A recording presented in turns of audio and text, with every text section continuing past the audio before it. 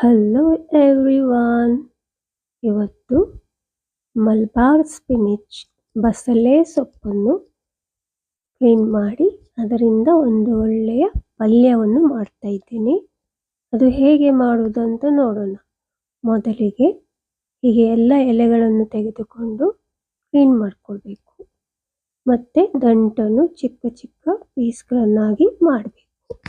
ದಂಟು ನಿಮಗೆ ಬೇಕಾದರೆ ಉಪಯೋಗಿಸಬಹುದು, ಇಲ್ಲವಾದರೆ ಇಲ್ಲ. ಕೇವಲ ಎಲೆಯಿಂದ ಕೂಡ ಇದನ್ನು ಮಾಡಬಹುದು. ನನಗೆ ದಂಟು ಕೂಡ ಇಷ್ಟ, ಅದಕ್ಕೆ ದಂಟನ್ನು ಹಾಕಿದ್ದೇನೆ.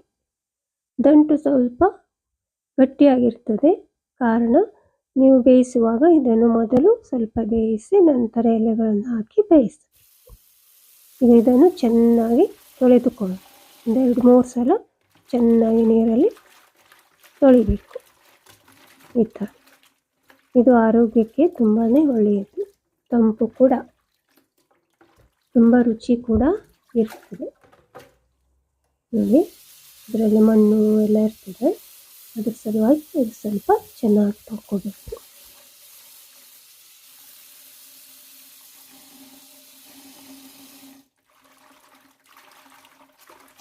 ನಾನು 1-2-3 ಸಲ ತೊಳೆದಾಗಿದೆ. ನೋಡಿ, ಈ ಥರ ಚೆನ್ನಾಗಿ ನೀರು ಬೆರೆಸಬೇಕು. ಹಾಗೆ ದಂಟು ಕೂಡ ನೀರಲ್ಲಿ ತೊಳಿಬೇಕು. ಇದು ಕೂಡ 2-3 ಸಲ ಚೆನ್ನಾಗಿ ತೊಳಿ.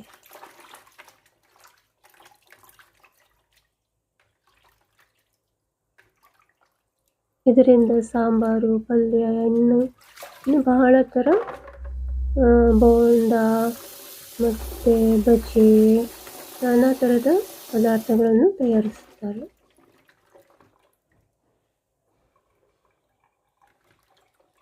ಇದರ ಬಜ್ಜಿ ತುಂಬಾ ರುಚಿಯಾಗಿರ್ತದೆ.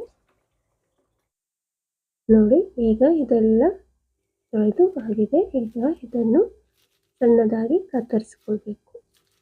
ಈ ಥರ ಎಲ್ಲ ಎಲೆಗಳನ್ನು ಕತ್ತರಿಸ್ಕೊಳ್ಳೋಣ. ನೋಡಿ, ಈ ಥರ ಎಲ್ಲ ಕತ್ತರಿಸ್ಕೊಂಡಾಗಿದೆ. ಈರುಳ್ಳಿ, ಹಸಿಮೆಣಸು, ಬೆಳ್ಳುಳ್ಳಿ, ಟೊಮೆಟೊ, ಕೊತ್ತಂಬರಿ ಸೊಪ್ಪು, ಕರಿಪತ್ತ ಇವುಗಳನ್ನೆಲ್ಲ ತಗೊಂಡ್ಕೊಂಡಿದ್ದೀನಿ. ಸಾಸಿವೆ ಮತ್ತು ಉದ್ದಿನಬೇಳೆ ಕೂಡ ತಗೋಬೇಕು. ಈಗ ಒಂದು ಪಾತ್ರೆಯಲ್ಲಿ ದಂಟನ್ನು ಮೊದಲು ಹಾಕಿ ಸ್ವಲ್ಪ ಬೇಯಿಸ್ಕೊಳ್ಬೇಕು. ಸ್ವಲ್ಪವೇ ನೀರು ಹಾಕಿ ಬೇಯಿಸಬೇಕು. ಸ್ವಲ್ಪ ಗಟ್ಟಿ ಇರೋದರಿಂದ ಮೊದಲು ಇದನ್ನು ಬೇಯಿಸ್ಕೊಳ್ಬೇಕು. 3-4 ನಿಮಿಷ ಬೇಯಿಸಿದರೆ ಸಾಕಾಗುತ್ತೆ. ನೀರು ಹಾಕಿ 3-4 ನಿಮಿಷ ಬೇಯಿಸಿ. ನೋಡಿ, ಈಗ ಬೆಂದಿದೆ. ನಿಮಗೆ ಎಷ್ಟು ಬೇಕೋ ಅಷ್ಟು ಬೇಯಿಸ್ಬೋದು. ಈಗ ಸೊಪ್ಪನ್ನು ಕೂಡ ಹಾಕಿ ಬೇಯಿಸಬೇಕು.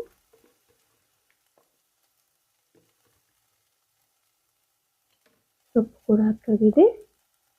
ಈಗ ಸ್ವಲ್ಪ ಅರಿಶಿನ ಹಾಕೋಣ.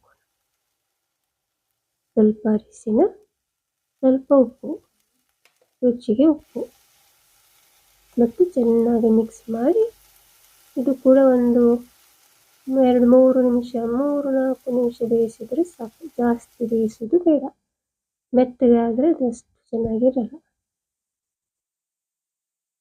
ನೋಡಿ, ಈಗ ಒಂದು 3-4 ನಿಮಿಷದೊಳಗೆ ರೆಡಿ ಆಯಿತು. ಈಗ ಇದನ್ನು ಬದಿಗೆ ಎತ್ತಿಡಬೇಕು. ಈಗ ಸ್ವಲ್ಪ ಎಣ್ಣೆ ಹಾಕಿ ಸಾಸಿವೆ ಮತ್ತು ಉದ್ದಿನಬೇಳೆ ಹಾಕಿ ಗೋಲ್ಡನ್ ಕಲರ್ ಬರುವವರೆಗೆ ಫ್ರೈ ಮಾಡಬೇಕು. ನೋಡಿ, ಎಷ್ಟು ಘಮ ಘಮ ಅಂತ ಇದೆ ಇಲ್ಲಿ. ಓಕೆ, ಈ ಥರ ಸ್ವಲ್ಪ ಫ್ರೈ ಮಾಡಿಕೊಂಡು ಇದಕ್ಕೆ ಬೆಳ್ಳುಳ್ಳಿ, ಹಸಿಮೆಣಸು ಕೂಡ ಸೇರಿಸ್ತೀವಿ. ಬೆಳ್ಳುಳ್ಳಿ, ಹಸಿಮೆಣಸು ಸೇರಿಸಿ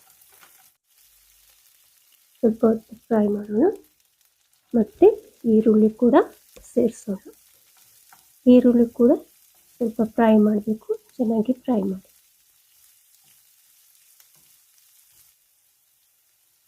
ಈಗ ಕರಿಪತ್ತ, ಬೇವಿನ ಎಲೆ ಹಾಕೋಣ. ಸ್ವಲ್ಪ ಹೊತ್ತು ಫ್ರೈ ಮಾಡಿ ಈಗ ಟೊಮೆಟೊ ಕೂಡ ಸೇರಿಸಿ, ಒಂದು ಟೊಮೆಟೊವನ್ನು ತೆಗೆದುಕೊಂಡಿದ್ದೆ, ಅದನ್ನು ಕೂಡ ಸೇರಿಸಿ ಸ್ವಲ್ಪ ಬಾಡಿಸಿ, ಸ್ವಲ್ಪ ಉಪ್ಪು ರುಚಿ ಚೆನ್ನಾಗಿ ಸ್ವಲ್ಪ ಹೊತ್ತು ಫ್ರೈ ಮಾಡಿ. ಈಗ 4 ಟೀ ಸ್ಪೂನಷ್ಟು ಒಣಗಿದ ಕಾಯಿ ಪುಡಿ ಹಾಕಿದ್ದೇನೆ, ಅಂದರೆ ಫ್ರೆಶ್ ನನ್ನ ಹತ್ರ ಇಲ್ಲ. Dry coconut powder. ಓಕೆ, ಒಂದು ಸ್ವಲ್ಪ ಹೊತ್ತು ಸ್ವಲ್ಪ ಫ್ರೈ ಮಾಡೋಣ, ತುಂಬ ರುಚಿಯಾಗಿರ್ತದೆ. ಜಸ್ಟ್ 10 ಸೆಕೆಂಡ್ ಫ್ರೈ ಮಾಡಿದರೆ ಸಾಕು. ಈಗ ಬೇಯಿಸಿದ ಬಸಳೆ ಸೊಪ್ಪು ಮತ್ತು ದಂಟನ್ನು ಸೇರಿಸಿ ಚೆನ್ನಾಗಿ ಮಿಕ್ಸ್ ಮಾಡಿ.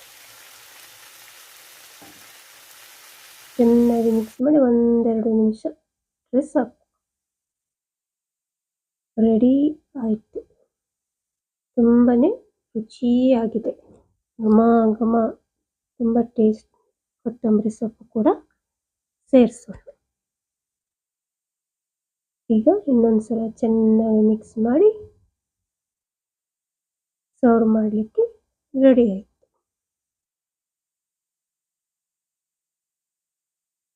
ಪ್ಲೀಸ್ ಸಬ್ಸ್ಕ್ರೈಬ್ ಮಾಡಿ. Don't forget to like and subscribe. Thank you for watching. ನೋಡಿ ಈಗ ಸರ್ವ್ ಮಾಡೋಣ. ನೋಡಿ ಎಷ್ಟು ಚೆನ್ನಾಗಿ ಬಂದಿದೆ.